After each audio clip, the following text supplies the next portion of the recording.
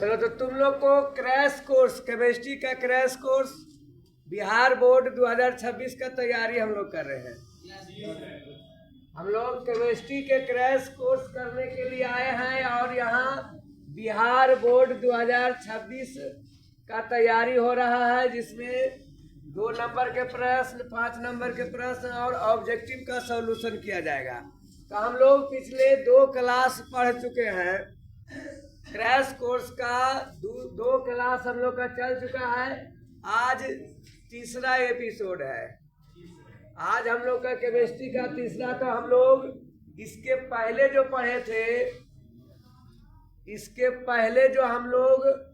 पढ़े थे तो उसमें बिंदु दोष के बारे में पढ़े थे। बिंदु दोष के बारे में पढ़ चुके हैं। शॉटकी और फ्रैंकल दोष में अंतर, कार्बोकेटायन क्या है, तीसरा क्वेश्चन था। चौथा क्वेश्चन मोलरता और मोललता में अंतर, मोलरता और मोललता में। पांचवा क्वेश्चन हम लोग बताए थे एन टाइप और पी टाइप में अंतर, एन टाइप और पी टाइप में अंतर तुम लोग को बता दिया गया था। अब हम लोग आगे चलते हैं नए टॉपिक की ओर। तो आज का टॉपिक हमारा क्वेश्चन क्या है, टिंडल प्रभाव क्या है। टिंडल प्रभाव क्या है, इसके बारे में हम लोग देखने जा रहे हैं। तो आज का क्वेश्चन है, फर्स्ट क्वेश्चन बिहार बोर्ड का क्या है, टिंडल प्रभाव क्या है। 100% एग्जाम में आएगा।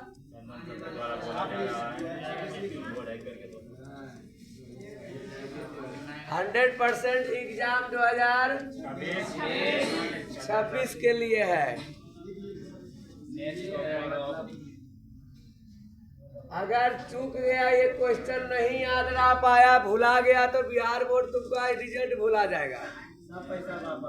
अगर ये क्वेश्चन भूल गया तो बिहार बोर्ड जब रिजल्ट छापेगा तो तुम्हारा नाम भुला जाएगा उसमें, रिजल्ट में। तो भुला गया नाम तो समझ रहा है 2027 में फिर एग्जाम देना पड़ेगा। इसलिए क्वेश्चन को भुलाना नहीं है, क्वेश्चन को भुलाना। चलिए, तो क्वेश्चन क्या है, टिंडल प्रभाव क्या है। तो सबसे पहले जानना है कि टिंडल प्रभाव प्रदर्शित होता है कोलाइड विलयन में। सबसे पहला पॉइंट इसमें कंसेप्ट जानना क्या है कि टिंडल प्रभाव किस प्रकार के विलयन में होता है, किस प्रकार के विलयन में होता है। तो कोलाइड विलयन में होता है। ये ऑब्जेक्टिव याद रहेगा। अब यहाँ पर समझो तो इसका कंसेप्ट समझ गया। तो वास्तविक विलयन से प्रकाश किरण पुंज, किरण पुंज बोलते हैं किरणों के समूह को, किरणों के समूह को किरण पुंज बोला जाता है। प्रवाहित करने पर किरण पुंज का पथ दिखाई नहीं पड़ता है। वास्तविक विलयन से किरण पुंज प्रवाहित करेंगे तो जो किरण जा रही है वास्तविक विलयन से वो दिखाई नहीं पड़ेगा, वो दिखाई नहीं पड़ेगा। कौन विलयन में, वास्तविक विलयन में। जैसे वास्तव कोई भी है, जैसे लाइट दे रहे हैं तो लाइट का मतलब उसमें प्रकाश दिखाई देना चाहिए। लाइट उसमें अंधेरा नहीं होना चाहिए, उसमें प्रकाश दिखाई देना चाहिए। लेकिन जब वास्तविक विलयन में हम लोग प्रकाश देंगे तो वो प्रकाश दिखाई नहीं देगा और संपूर्ण विलयन डार्क दिखाई पड़ता है। डार्क मतलब अंधेरा रहेगा, मतलब लाइट दे भी रहे हैं, किरण पुंज प्रवाहित कर भी रहे हैं, लेकिन उस विलयन में किसी भी प्रकार का प्रकाश दिखाई नहीं दे रहा है। कौन विलयन में, वास्तविक विलयन में ये घटना होता है। अगर वास्तविक विलयन में किरण पुंज देते हैं तो वो डार्क के डार्क ही रह जाता है, उसमें प्रकाश दिखाई नहीं देता है। लेकिन प्रकाश किरण पुंज को, वही प्रकाश किरण पुंज को कोलाइड विलयन से प्रवाहित किया जाता है। कोलाइड विलयन से प्रवाहित किया जाता है तो किरण पुंज का पथ प्रदीप्त हो जाता है। प्रदीप्त कैसे होता है? तो प्रकाश का परिकिरणन एक घटना है। प्रकाश का परिकिरणन क्या है?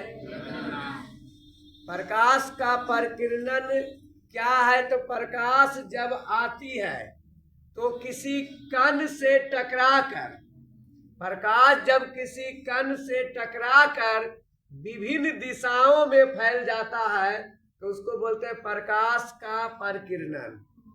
प्रकाश का कोई एक प्रकाश की किरण आ रही है, किसी कण से टकराया और वो किरण विभिन्न दिशाओं में फैल गया तो विभिन्न दिशाओं में रोशनी होने लगेगा और रंग बिरंगा चमकने लगेगा, तो वो प्रकाश के परिकिरणन। तो यहाँ पर भी कोलाइड का कण थोड़ा बड़ा बड़ा होता है।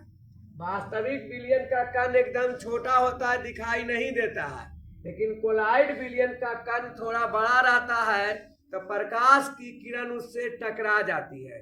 टकराने के कारण प्रकाश का किरण में परिकिरणन होता है, विभिन्न दिशाओं में किरण फैलती है तो वो रंग बिरंगा मतलब प्रदीप्त हो जाता है। रंग बिरंगा मतलब क्या हो जाता है? लेकिन वास्तविक विलयन में टकराता नहीं है क्योंकि उसका कण नहीं दिखाई देता। वास्तविक विलयन का कण नहीं होता है, नहीं दिखाई देता तो वो टकराता ही नहीं है। तो नहीं टकराने के कारण परिकिरणन की घटना उसमें नहीं होता है तो किरण दिखाई नहीं देता। लेकिन इसमें परिकिरणन होता है।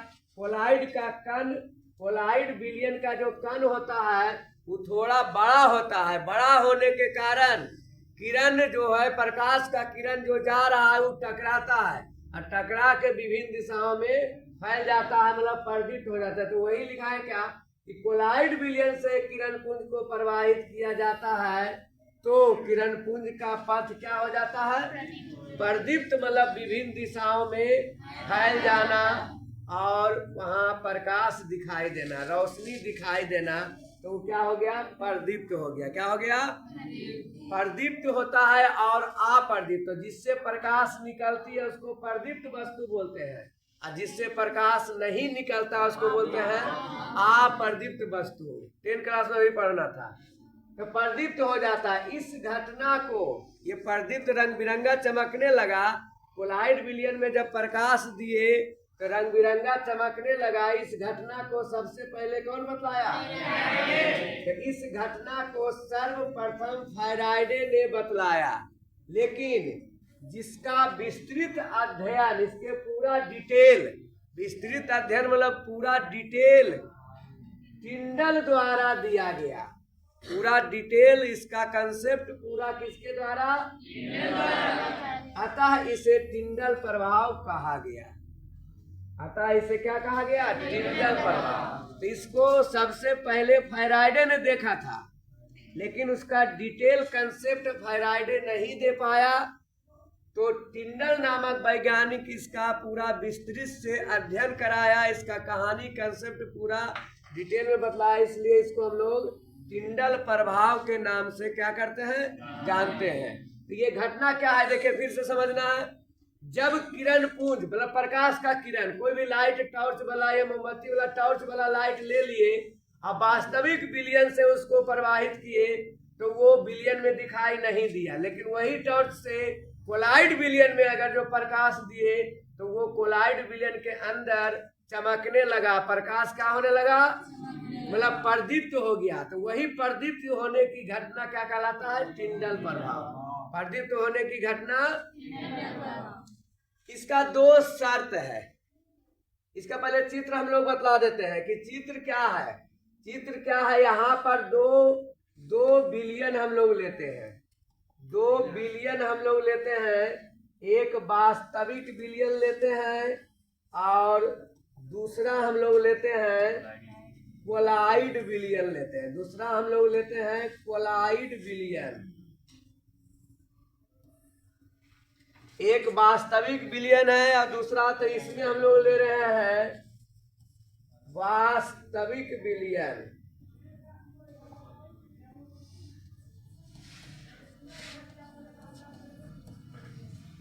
वास्तविक विलयन है, इसमें ले रहे हैं कोलाइड विलयन। तो दो तरह के विलयन है, इसमें एकदम छोटा छोटा कण रहेगा। वास्तविक विलयन का कण इसमें थोड़ा बड़ा बड़ा कण रहेगा। कोलाइड का कण बड़ा बड़ा रहता है। अब किरण पुंज को ले जाते हैं, प्रकाश के किरण को ले जाते हैं। तो मान लेते हैं ये सूर्य का प्रकाश है, यहाँ से प्रकाश निकल रही है, ये सूर्य का प्रकाश या ऊर्जा स्रोत भी बोल सकते हैं। तो ये सूर्य प्रकाश है, मतलब यहाँ से प्रकाश निकल रही है। तो अब यहाँ से ये प्रकाश गया, ये समानांतर जा रहा है, दो प्रकाश की किरण है, ये समानांतर गया। तो वास्तविक विलयन में गया तो ये दिखाई नहीं दिया, मतलब ये अंधेरा ही, यहाँ पर डार्क ही दिखाई देगा, डार्क ही दिखाई देगा। मतलब ये जो किरण जा रही है ये किरण दिखाई नहीं देगा वास्तविक विलयन में। लेकिन जब ये जाता है कोलाइड विलयन में, कोलाइड विलयन में प्रवेश करने लगा, तो ये प्रवेश किया इसमें, तो जैसे समानांतर जा रहा है, किसी कण से टकरा गया, किसी कण से क्या हुआ, टकरा गया। तो जब किरण किसी कण से टकराया इसके अंदर, कोलाइड विलयन के अंदर, तो यहाँ से ये किरण सभी दिशाओं में फैल गया, सभी दिशाओं में फैल गया। ये फैला जो है तो सभी दिशाओं फैला, ये परिकिरणन के कारण फैला। किसके कारण? सभी दिशा में फैलने का कारण क्या है? परिकिरणन। सभी दिशा में फैलने का कारण क्या है? परिकिरणन के कारण ये सभी दिशा में फैल गया। अब यही सभी दिशा में फैल गया तो इस घटना को, प्रकाश जहाँ प्रदीप्त हो गया, इस घटना को हम लोग बोलते हैं टिंडल प्रभाव। यही सभी दिशाओं में फैल गया तो इस घटना को बोलते हैं टिंडल प्रभाव। क्या से? टिंडल प्रभाव। अब ये सूक्ष्मदर्शी द्वारा दिखाई देगा। ये जो ये घटना घट रहा है कोलाइडी विलयन में, तो ये सूक्ष्मदर्शी द्वारा दिखाई देता है। टिंडल प्रभाव की घटना किसके द्वारा? सूक्ष्मदर्शी द्वारा। यहाँ एक सूक्ष्मदर्शी लगाएंगे, यहाँ एक सूक्ष्मदर्शी लगाएंगे और आँख के द्वारा यहाँ से देख रहे हैं, ये सूक्ष्मदर्शी है। सूक्ष्मदर्शी है, तो ये सूक्ष्मदर्शी के द्वारा जब देखा जाता है तो कोलाइड विलयन के अंदर टिंडल प्रभाव दिखाई पड़ता है। तो इस घटना का विस्तृत अध्ययन कौन किया? टिंडल नामक वैज्ञानिक। कौन वैज्ञानिक? अब इस टिंडल प्रभाव होने का दो शर्त है। टिंडल प्रभाव होने का दो शर्त है। देखो, कोलाइड विलयन में दो चीज आता है, एक डीएम होता है और दूसरा डीपी होता है। कोलाइड विलयन में दो चीज आता है, एक डीएम होता है और दूसरा डीपी होता है। एक डीएम होता है, दूसरा। तो डीपी किसको बोलते हैं? तो ऊपर से जो कण मिलाया हुआ है उसको बोलते हैं डीपी, और जो पानी इसके अंदर है उसको बोलते हैं हम लोग डीएम, डिस्पर्सन मीडियम। इसके अंदर जो विलायक है, मतलब पानी की मात्रा है, उसको बोलते हैं डिस्पर्सन मीडियम, डीएम। और ऊपर से जो विलेय के रूप में मिलाते हैं उसको डीपी बोलते हैं, डिस्पर्स्ड फेज। डिस्पर्स्ड। तो यहाँ पर इसमें कब टिंडल प्रभाव की घटना होगा? तो इसका दो कंडीशन है टिंडल प्रभाव होने का। पहला शर्त है कि डिस्पर्स्ड फेज डीपी का साइज, ये जो छोटे छोटे कण है, डीपी का साइज प्रकाश के वेवलेंथ मतलब तरंग दैर्घ्य से छोटा होना चाहिए। मतलब प्रकाश जो जा रही है तो उसका कुछ तरंग दैर्घ्य होता है, प्रकाश जो जा रही है उसका कुछ, तो प्रकाश के तरंग दैर्घ्य से ये कण का साइज क्या होना चाहिए? छोटा। छोटा रहेगा तब तो उससे, छोटा रहेगा तब उससे टकरा के विभिन्न दिशा में फैलेगा। अगर कण बड़ा रह गया तो वो प्रकाश को अवशोषित कर लेगा, आगे जाने नहीं देगा, आगे जाने। तो कण का साइज क्या होना चाहिए? प्रकाश के वेवलेंथ से छोटा होना चाहिए। दूसरा कंडीशन है डिस्पर्सन मीडियम, मतलब डीएम और डीपी, डीएम और डीपी के रेफ्रेक्टिंग इंडेक्स में क्या होना चाहिए? अंतर, मतलब दोनों बराबर नहीं होना चाहिए, दोनों बराबर अंतर होना चाहिए। तो ये हम लोग देखे किसके बारे में? टिंडल प्रभाव के बारे में। किसके बारे में? तो टिंडल प्रभाव किस बिलियन में होता है? किस बिलियन में होता है? कोलाइड बिलियन में होता है। क्लियर? नेक्स्ट क्वेश्चन हम लोग लेके चलते हैं। तो कोई भी क्वेश्चन रिवीजन करेगा तो याद रहेगा, रिवीजन करने से ही याद रहेगा, और एग्जाम के लिए ज्यादा क्वेश्चन की जरूरत नहीं है। मेन है रिवीजन करने का। आया हुआ क्वेश्चन भी कभी कभी एग्जाम में नहीं बन पाता है। जब रिवीजन नहीं होगा, जब रिवीजन नहीं होगा तो यहाँ बताया हुआ क्वेश्चन भी कभी कभी एग्जाम में नहीं बन पाता है। तुम तीनों ने लड़का अलग अलग बैठो, जाके तुम तीनों कुत्ता अलग अलग बैठो, अलग अलग बेंच पे बैठो जल्दी।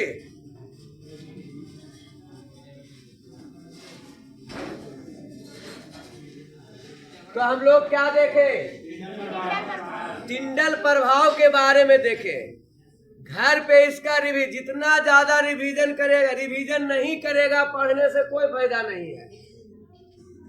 अगर घर में रिवीजन नहीं करेगा तो तुम क्रैश कोर्स पढ़ लो या पूरा चैप्टर पढ़ लो, कोई फायदा नहीं होगा। तो रिवीजन सबसे ज्यादा तुमको काम। अब 1 से 2 महीना बचा है, 1 से 2 महीना बचा है। जितना ज्यादा अधिक से अधिक बार इसको रिवीजन, एक बार में नहीं याद होगा, कभी भी नहीं याद होगा, एक बार में कभी भी नहीं याद होगा। इसको लिख के, पढ़ के, समझ के, इसको 2 से 3 बार जब रिवीजन है, फिर टेस्ट में जब इसको लिख लेगा तब पता चलेगा कि याद हो गया है। नेक्स्ट क्वेश्चन में हम लोग चलते हैं। द्रव विरोधी तथा द्रव स्नेही कोलाइड में अंतर। अगला प्रश्न है द्रव विरोधी एवं द्रव स्नेही कोलाइड में अंतर। तो यहाँ पर देखिए फिर कोलाइड का ही आ गया है। फिर प्रश्न हमारा क्या है? कोलाइड विलयन से ही है। फिर से प्रश्न क्या आ गया है? तो कोलाइड विलयन में 2 तरह का रहता है, एक विलायक रहता है और ऊपर से विलेय रहता है। विलायक रहता है ऊपर से, तो विलायक जल रहेगा, विलायक क्या रहेगा? और या द्रव कोई भी रहेगा, विलायक क्या रहेगा? द्रव, और ऊपर से क्या रहता है? विलेय मिला हुआ। तो यहाँ पर एक द्रव स्नेही, द्रव स्नेही इसी को बोलते हैं लायोफिलिक, और एक द्रव विरोधी लायोफोबिक। तो नाम से पता चला द्रव का विरोध करेगा, मतलब द्रव के साथ मिलना नहीं चाहेगा, द्रव के साथ मिलना नहीं चाहेगा। द्रव स्नेही है तो इसमें द्रव के साथ मिलना। तब विलयन में हम लोग क्या करते हैं? द्रव में मिलाते हैं, विलेय को द्रव में क्या करते हैं? विलयन बनाते समय द्रव में हम लोग क्या करते हैं? विलेय को क्या करते हैं? विलेय को क्या करते हैं? तो अगर विलेय द्रव में आसानी से मिल गया, अगर विलेय आसानी से मिल गया तो उसको बोलेंगे द्रव स्नेही। और अगर द्रव के साथ आसानी से नहीं मिला तो उसको बोलेंगे क्या? क्या बोलेंगे? द्रव विरोधी कोलाइड बोलेंगे। अब दोनों का कंसेप्ट समझो। यहाँ तक हम लोग उसके बारे में समझ रहे थे, अब अंतर देखो क्या है। तो ये आसानी, द्रव विरोधी जो है ये आसानी से नहीं मिलता है, आसानी से। तो ये अस्थाई होता है। क्या होता है? द्रव विरोधी जो होता है क्या होता है? अस्थाई। मतलब एक बार बना के छोड़ देंगे तो बंडल नहीं रहेगा, फिर से बिगड़ जाएगा, फिर से क्या हो जाएगा? तो उसको बोलते हैं अस्थाई। लेकिन द्रव स्नेही जो होता है क्या होता है? द्रव स्नेही कोलाइड क्या होता है? एक बार बना देंगे तो वो बना हुआ रहेगा, एक बार बना देंगे तो अस्थाई और अस्थाई को समझना है। देखिए द्रव विरोधी क्या होता है? द्रव स्नेही। दूसरा द्रव विरोधी अति सूक्ष्मदर्शी में इसके कण दिखाई देते हैं। मतलब अति सूक्ष्म, एकदम छोटा सूक्ष्मदर्शी लेंगे, मतलब सूक्ष्मदर्शी के द्वारा देखेंगे तो इसका कण, द्रव विरोधी जो है उसका कण दिखाई देगा, क्योंकि ये आसानी से मिला हुआ नहीं है, पूरा मिला हुआ नहीं रहता है द्रव के साथ, इसलिए इसके कण दिखाई देते हैं। लेकिन इसके कण दिखाई, क्योंकि ये आसानी से पूरा द्रव में मिल जाता है, तो मिल गया पूरा, तो अब सूक्ष्मदर्शी द्वारा भी देखेगा तो वो दिखाई नहीं पड़ेगा। तो इसमें आसानी से नहीं मिलता है, इसमें आसानी से। तो जब ये नहीं मिल पाया पूरा तो इसके कण जो है दिखाई देगा, लेकिन इसके कण दिखाई। तीसरा पॉइंट क्या है? विद्युत विच्छेदन द्वारा आसानी से स्कंदित। स्कंदित मतलब जमा हो जाना। इसके कण जो है जो मिलाए हैं ऊपर से, वो कण आपस में क्या हो जाएगा? जमा हो जाना। स्कंदित मतलब क्या हो जाना? जम जाना। आपस में पानी अलग हो जाएगा, उसके कण एक जगह जम जाएगा। तो इसके कण जो है आसानी से क्या हो जाते हैं? जमा, स्कंदित हो जाते हैं। लेकिन इसमें एक बार मिला दिया तो पूरे भाग में मिला हुआ रहेगा, एक जगह जमा होके नहीं बैठेगा। जितना भी विलेय के कण मिलाए हैं पूरे भाग में बराबर से मिला रहेगा, एक जगह पे जमा नहीं होगा। तो क्या लिखे इसमें? स्कंदित। इसमें स्कंदित। चौथा पॉइंट में हम लोग देखे क्या? ये अनुत्कर्मणीय होता है। अनुत और ये क्या होता है? उत्कर्मणीय होता है। तो द्रव विरोधी क्या होता है? और द्रव स्नेही। अब देखिए पांचवा पॉइंट जो है, तो द्रव विरोधी में टिंडल प्रभाव दिखता है, क्योंकि इसके कण अलग से दिखाई देते हैं, तब न जाके टकराएगा। टिंडल प्रभाव होने के लिए किरण, प्रकाश का किरण पुंज टकराना चाहिए। इसके कण दिखाई देते हैं तो किरण पुंज जाके टकराता है तो टिंडल प्रभाव दिखाई देता है। अभी पिछला क्लास में, अभी पिछला क्वेश्चन में टिंडल प्रभाव का वर्णन हुआ है, लेकिन इसमें कण दिखाई नहीं पड़ता है। इस तरह से पूर्ण रूप से मिल जाता है कि उसके कण दिखाई नहीं पड़ता है, तो उसमें टिंडल प्रभाव दिखाई, क्योंकि जब कण ही नहीं दिख रहा है तो प्रकाश का किरण पुंज टकराएगा, और नहीं टकराएगा तो टिंडल प्रभाव भी दिखाई नहीं देगा। तो हम लोग क्या देखे? द्रव विरोधी कोलाइड और द्रव स्नेही कोलाइड। द्रव विरोधी कोलाइड और द्रव स्नेही कोलाइड। तो द्रव विरोधी कोलाइड में देखें ये अस्थाई होता है, और ये क्या होता है? अस्थाई मतलब परमानेंट। इसको जैसे समझाते, जैसे मान लिया जाए, तुम लोग देखता होगा ट्रेन के स्टेशन के अगल बगल जो आदिवासी लोग घर बना के रहता है, तो उसका अस्थाई घर नहीं रहता, वो क्या रहता है? 10 दिन वहां रहा, फिर अपना मुर्गा बकरी सब लेके दूसर जगह चल गया। लेकिन तुम लोग जो घर बना लेता है ईटा पक्का वाला, छत वाला, वो क्या होता है? अस्थाई रहता है कि 10 दिन में फिर दूसर घर उठा के दूसर जगह जाता है। तो अस्थाई और अस्थाई समझ में आ गया। तो हम लोग देख रहे थे क्या, द्रव विरोधी कोलाइड और द्रव स्नेही कोलाइड, द्रव विरोधी कोलाइड और, तो ये दोनों में अंतर देखें। अगला प्रश्न देखिए क्या है, भौतिक अधिशोषण और रासायनिक अधिशोषण में अंतर। तो सबसे पहले अधिशोषण को समझना पड़ेगा। सबसे पहले हम लोग अधिशोषण क्या है इस कंसेप्ट को समझते हैं। तो अधिशोषण क्या है, जैसे ये कोई वस्तु है और ये ऊपरी भाग जो होता है इसको बोलते हैं पृष्ठ। किसी भी वस्तु के ऊपरी भाग को क्या बोलते हैं? तो किसी वस्तु के पृष्ठ पर कोई दूसरा पदार्थ के छोटे छोटे कण जमा हो जाता है, कोई दूसरे पदार्थ के छोटे छोटे कण बाहरी भाग में, अंदर नहीं जाएगा, बाहरी भाग में छोटे छोटे कण जमा हो जाता है, तो इस घटना को बोलते हैं अधिशोषण। इस घटना को बोलते हैं, ये शरीर पर पाउडर लगाते हैं तो पाउडर शरीर के अंदर चल जाता है कि बाहरी त्वचा पर रहता है? तो बाहरी त्वचा पर रहता है पाउडर, तो वो अधिशोषण हुआ। वो क्या हुआ?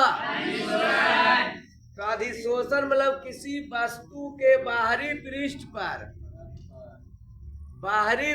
पर कोई छोटे छोटे कण जमा होते हैं, तो उसको हम लोग बोलते हैं अधिशोषण। अब अधिशोषण दो प्रकार के होता है, भौतिक अधिशोषण और रासायनिक अधिशोषण। तो जमा होने वाला कण अगर मजबूती से जाके मजबूत बल के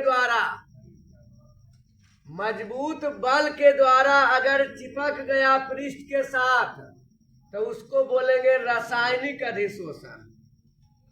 लेकिन मजबूत बल के द्वारा नहीं, कमजोर बल के द्वारा केवल पृष्ठ पर धरा हुआ है, चिपका हुआ नहीं है, केवल धरा हुआ है, तो उसको बोलेंगे भौतिक अधिशोषण।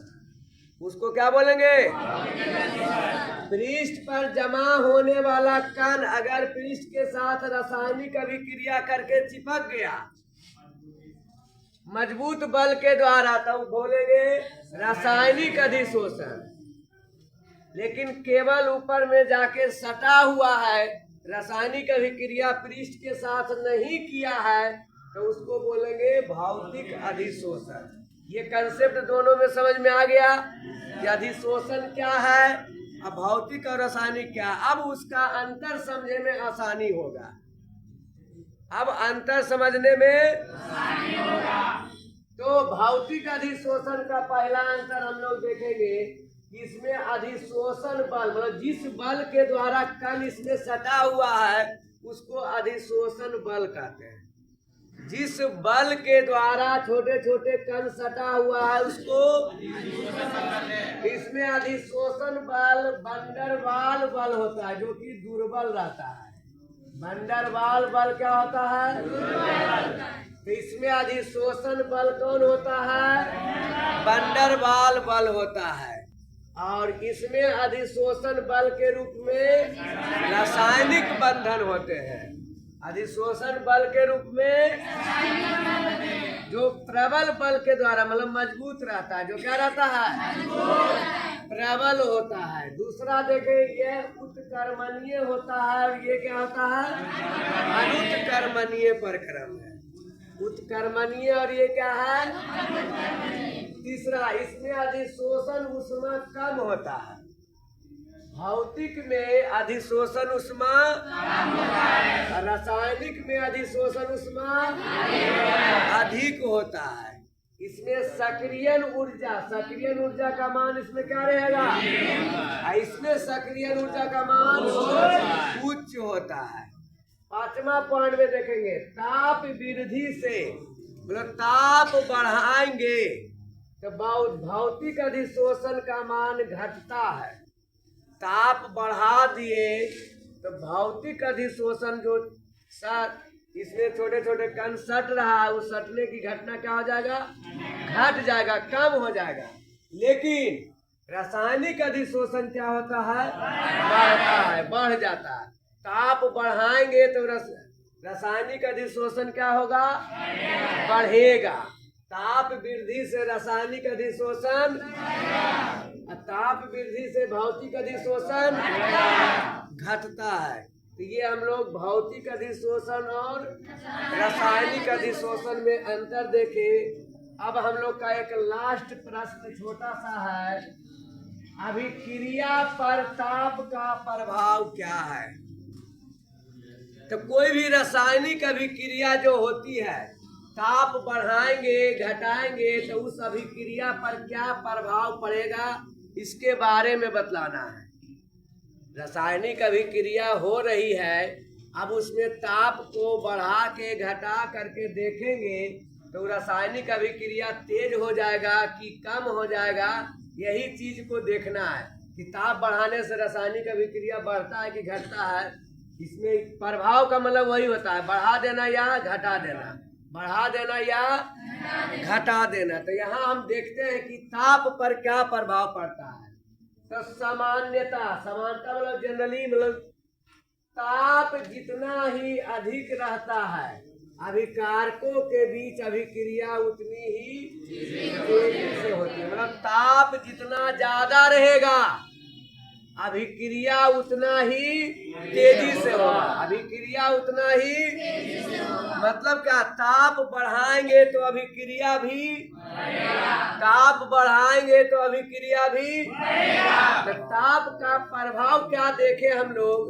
ताप का प्रभाव क्या पड़ा कि ताप बढ़ा रहे हैं तो अभिक्रिया का प्रभाव भी क्या हो रहा है? क्या हो रहा है? तेज हो रहा है। अभिक्रिया क्या हो रहा है? तेज हो रहा है। तो ताप जितना अधिक रहता है अभिक्रिया उतनी ही तेजी से होती है। और जनरली नियम क्या है कि 10 डिग्री ताप बढ़ा दिए, 10 डिग्री ताप बढ़ाने पर अभिक्रिया का वेग क्या हो जाता है? दुगना हो जाता है। अभिक्रिया का वेग कितना हो जाता है? जैसे मान लिया जाए 200 डिग्री सेल्सियस पर, 200 डिग्री सेल्सियस पर अभिक्रिया का वेग x है। अभिक्रिया का वेग क्या है? अब 10 डिग्री ताप बढ़ा दिए तो बोलो कितना हो जाएगा? 210 डिग्री सेल्सियस। 10 डिग्री बढ़ा दिए तो अब वेग सीधे दुगना हो जाएगा। वेग सीधे क्या हो जाएगा? 2x हो जाएगा। वेग सीधे क्या हो जाएगा? तो ताप का प्रभाव क्या पड़ता है कि ताप बढ़ाते हैं तो वेग भी, और 10 डिग्री बढ़ा देंगे तो अभिक्रिया का वेग सीधे क्या हो जाता है? दुगना हो जाता है। अभिक्रिया का वेग सीधे क्या हो जाता है? तो ये हम लोग का क्या देखे? अभिक्रिया पर ताप का, अभिक्रिया पर ताप का। तो तुम लोग को आज के एपिसोड में हम लोग सबसे पहला प्रश्न देखे, टिंडल प्रभाव क्या है? सबसे पहला प्रश्न क्या देखे? टिंडल प्रभाव क्या है। उसके बाद देखे द्रव विरोधी एवं द्रव स्नेही कोलाइड में अंतर। तीसरा प्रश्न क्या देखे? भौतिक अधिशोषण तथा रासायनिक अधिशोषण में। चौथा प्रश्न क्या देखे? अभिक्रिया पर ताप का, अभिक्रिया पर ताप का प्रभाव। तो ये 4 प्रश्न आज के एपिसोड में था, जो कि बिहार बोर्ड के लिए बहुत ही महत्वपूर्ण है। तो आज का एपिसोड यहीं समाप्त होता है। कल फिर मिलेंगे इसी टाइम में। तब तक के लिए जय हिंद।